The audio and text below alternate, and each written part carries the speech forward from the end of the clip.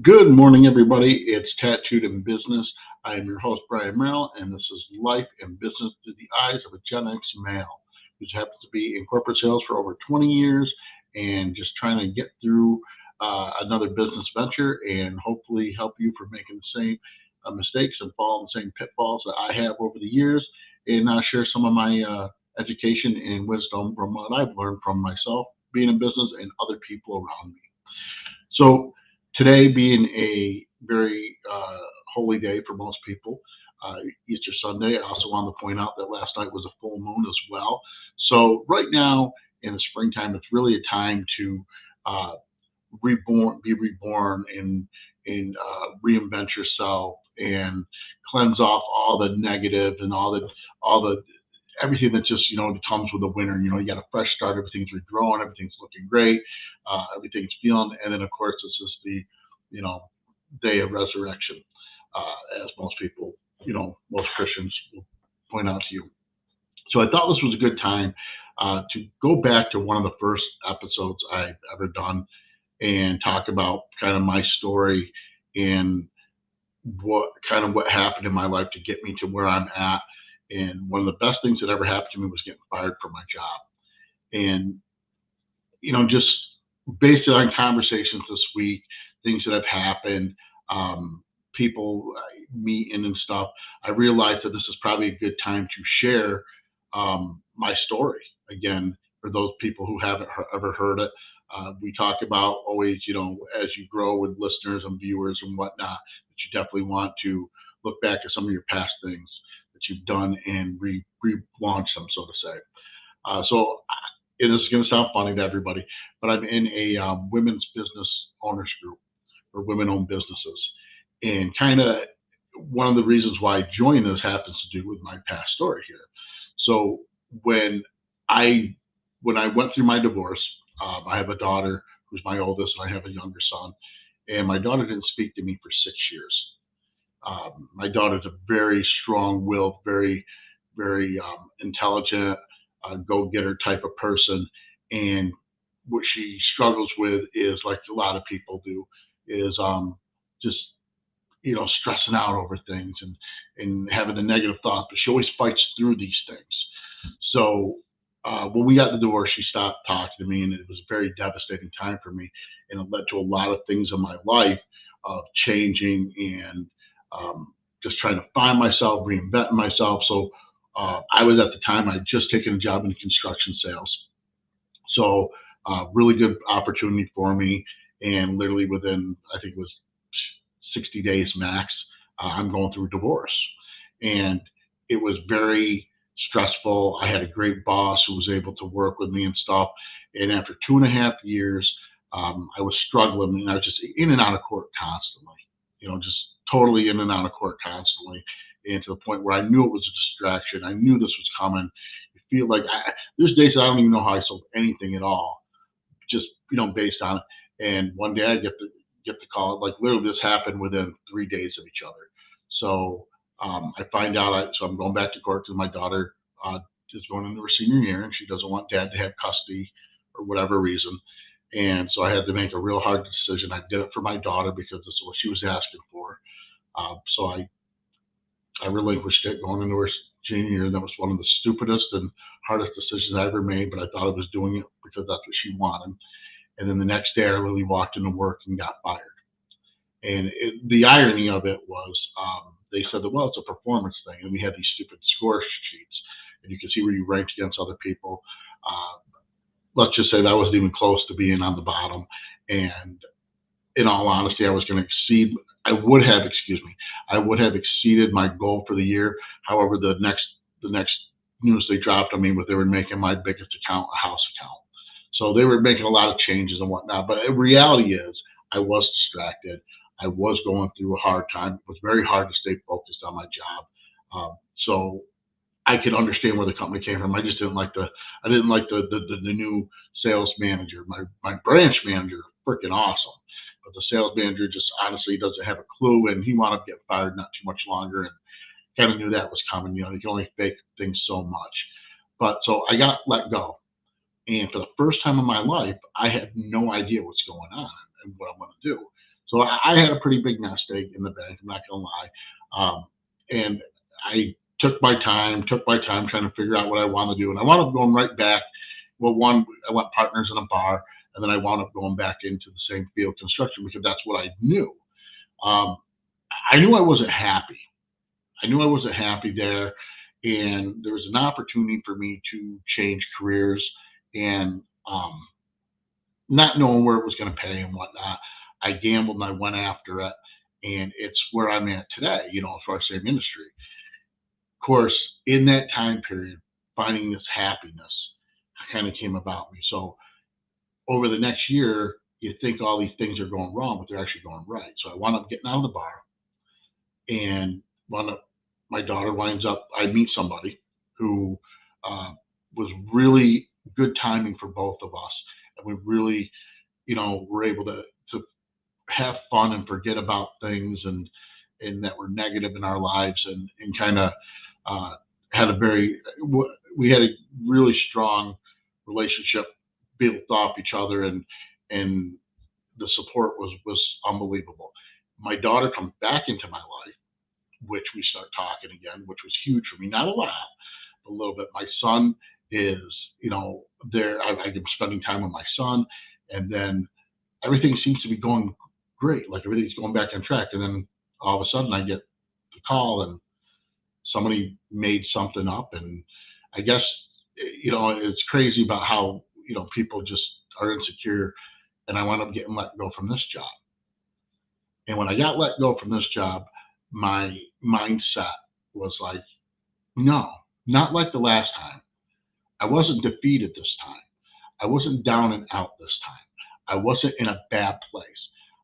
I knew that this is what I wanted to do, and I'll be damned if I was going to let some jackass tell me that I wasn't right for his company. So I think I took like probably 48 hours, week off, went right back in the same industry, helped another company start up their division, and I've stayed in the industry ever since. I absolutely love being in promotional products and apparel. One of the biggest thing that drives me insane is people that get into it that don't respect the industry, and they try not to respect the industry. This industry can be a lot of fun, and you need to understand that it is a form of advertising to get people used to your name, logo, and brand and everything, but it's a fun type one. It's not something that somebody needs every single day of their life to control their business or to function in business. This is something that people use to truly build their brand and build their image, and show appreciation to their customers, employees, and whatnot. So I really love this industry. And had I not been fired, I would have never got to this point. So it, the powerful part was, something changed in my life where I became more self-aware of who I was, what I wanted, what I didn't want. And I'm not gonna lie, guys, I took a huge pay cut when I went into this. And even to this day, I'm making half of what I was making. And, the construction field is great, and it's a lot of fun, and when working with guys is awesome, but I wasn't into it. It just wasn't. It wasn't in my soul, so to say. And there's other guys that it totally is, and they totally like relish it when they go. But for me, it wasn't. I really found my calling and what I like doing, what I'm doing now, and because of finding that and finding that happiness and everything, drove me to where I am. So rewind a little bit. So my daughter's back in my life. Things are going good, and I'm ready to make the next step with this person I'm dating. And then I get the news that my ex-wife is in a coma, and my daughter now needs me, like truly needs me. So I go to the hospital, my son, and my ex-wife winds up passing away. And no matter how bad you think your divorce is, or your breakup is, and how much you think you may hate somebody, when you're sitting there and you have to be the one that makes a decision whether to turn off that life support switch or not, and it's being put on you as the ex because nobody else wants to deal with it, it's not an easy decision, and it's hard. And you flash back of all the great things that happened, and it it really hit, it hit me hard. And I went through after that a series of several people dying on me, 8 people in 10 months, and it just really just crushed me. But in this being crushed, I'm also finding the resilience to get up every day, to get through my day, to all of a sudden be dad again to my daughter, who's not, 14, 15 years old anymore, who's now, you know, 20 years old. And it just, plus my son who has been living with me the whole time, it just all of a sudden I had to take every bit of hate, every bit of ounce of negativity, anything my daughter needed to say and do to me, I had to take it. And I fought a little bit. And then when I stopped fighting and just realized that we had to get to that point to get to that healing, to get to that place where we could move forward in life.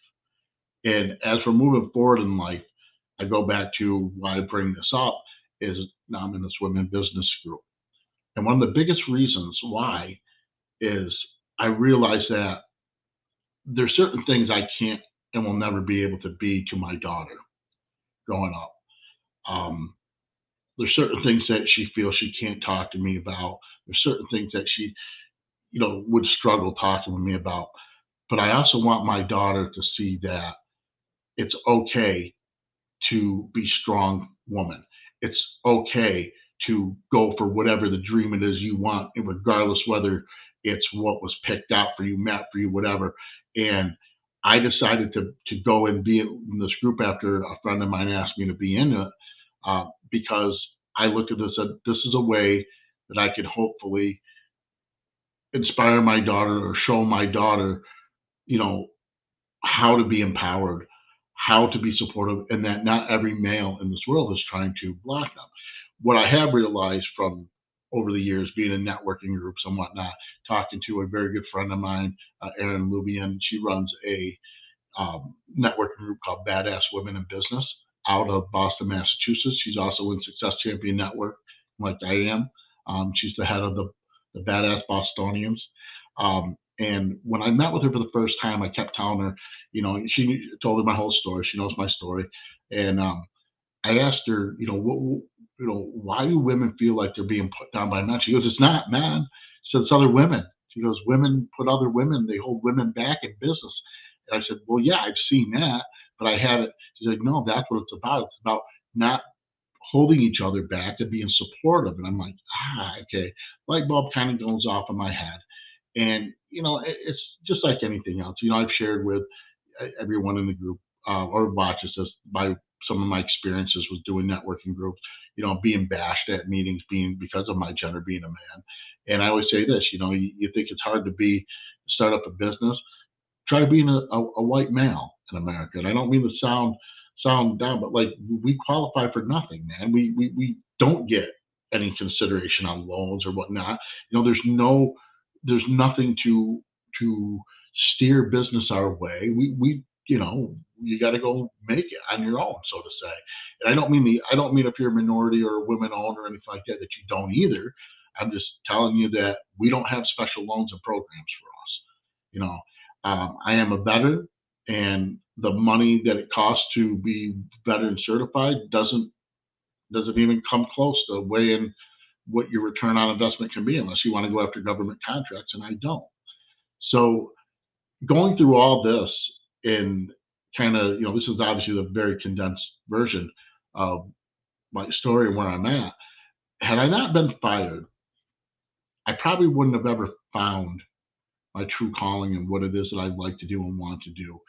And in a perfect world, I want to be partners in several different businesses and help them grow and flourish and help people on their way. And I always say this, one of my dreams is to open up an ESOP business where employees own it and they can truly feel empowered by it. And, I keep thinking and going through all these things as we're starting the new venture, and we're up and running, and we haven't even done very much marketing and advertising. and the floodgates are really about to open, and we're getting all of our process of procedures in order so that we can handle it. That being said, you're going to have people come and go, and none of us ever want that. But sometimes when you put somebody in a situation where they need to perform, or they're not going to be there, you may find where their true calling and their true fit is. I know that when it wasn't about, can Brian do sales? I have a track record of doing sales. It's not. It was all about my mindset and my mind frame. So I'm really big, as everyone knows here. I talk about your self awareness, being self aware. Obviously, I wasn't very self aware at the time. I became self aware of where I was at in my life, how people were perceiving me, and how things go after all these things happened to me. So it's not like I've paid for 20 years of been self aware. I've only been self aware for probably the last 3 years. I mean, in all honesty, uh, I mean, when I truly started becoming self aware was the death of my ex wife. And then when my uncle passed away. And then when I had this great guy that we started doing these Facebook lives with, say, Brian, this is what you need to do. We need to start getting back. I need you back helping me. And I literally said, yeah, okay, so next week we're going to shoot and I'll be back on with you. And he died on the 4th of July. We never made it to that next date. And I buried myself again. And I kept saying to myself, this is not who you are. This is not what you want to be. This is not the example you want to set for your daughter, for your son. This is not who you want to be. You want to show them that they can do anything they want. They just got to fight, and how to fight, and how to pull yourself out of it. And to try to, you know, have people not see how sad you are, to see you cry, to see you break down. I mean, that's ultimately what left, why the other person that I was seeing left. I became so self absorbed with my depression and all this that she just said, you know what, this ain't for me. Sorry, I love you, but can't be. So love you, can't be with you, and moved on. And that devastated me. And then like all this stuff, like it's just compound.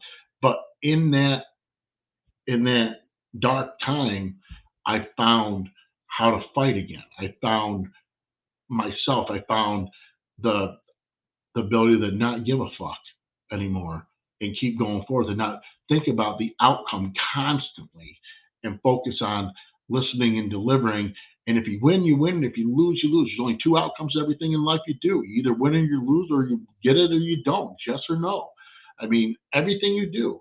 And once you take that mindset and you're able to channel that, find your passion, find your goal, find whatever it is that's going to motivate you to get to that next level, or inspire somebody else, then that's powerful. And that's, I mean, it's just empowering. And this last week, had a conversation. I mean, and there's always negative people in every group. Don't ever take this wrong. That, and everyone's not always negative every day. People, let's face it, we're human. We have good and bad days. Self awareness is will help you with that. So when you're sitting in a group and you're having a bad day or whatever, and I've been there, I've done this. So don't think that he is who without sin cast the first stone, by all means. But I've sat there and had got out of court, a rotten freaking mood, and coming in and running my mouth, talking to somebody, and you think this person is listening to you and venting or whatever. Reality is you need to bury that shit, because you need to find that self-awareness immediately, because that's going to affect you with that person, your relationship with them, business, everything. They are building a perception of you. And if they want to move forward with you as a friend, as a business partner, as a vendor, everything, all that self-awareness pulls in. So when you go into a group meeting and you're going to spend time bashing on something or being negative about something, or send a group email that's negative, or bitching about this or bitching about that, take a look at who's in that thread. Take a look at who you're doing, because you are telling people in that thread, here's my attitude, here's my this, and whether you want to believe it or not, everybody in those threads are at that moment in time are thinking, if there's somebody I want to associate with, partner with, do business with, be around, and think about it. when you're looking at your Facebook feeds and all that, and someone puts something negative on, we all do the same thing. Self awareness is huge. The self awareness, I beat it like it's going out of style, but reality is your self awareness to you, who you are, and what situation you're in, is what is going to lead you to success or failure. So having these tools to be able to do that will help you in your business. Finding where you are in your business, being self aware of where you're at, which needs to happen, is difficult at times, and that's why you got to have other people in there. I love it because this week we were going to do a meet the team thing, and I wanted to start bringing on the people that I work with. I'm always talking about the team of people I work with and how much I love working with them and everything. Um, and just timing wasn't right because of the holiday and stuff. But reality is this is what it's all about. Finding the chemistry, finding the mesh. And unfortunately, you may go through people, and that sucks because nobody ever wants to do that. But I'll be damned if I ever want to hold anybody back from finding their passion, their dreams, and finding their why. You know, to steal from Simon Sinek, um, because that's what it took for me to find what it is that I like. And I tell this to you. And if you're in an industry and they let you go or whatever for whatever reason, and you sit there and say, "No, I like being a," don't quit.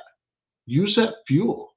That's what I did. I took a guy who runs a $20 million company and left, and I learned how full of shit he was about being in the industry within the first 6 months with somebody that him and I were learning it as we were going together and building something, trying to build something.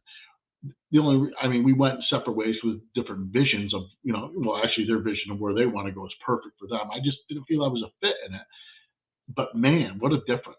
What a difference being self aware and being able to get to that point where knowing what you truly want will take you. And I still go back. The best thing you ever do is get fired sometimes. I mean, it worked for me. Now, I'm not, now, by no means am I telling anyone to go out there and quit your job or do something to be fired. I had a nest egg. Keep that in mind.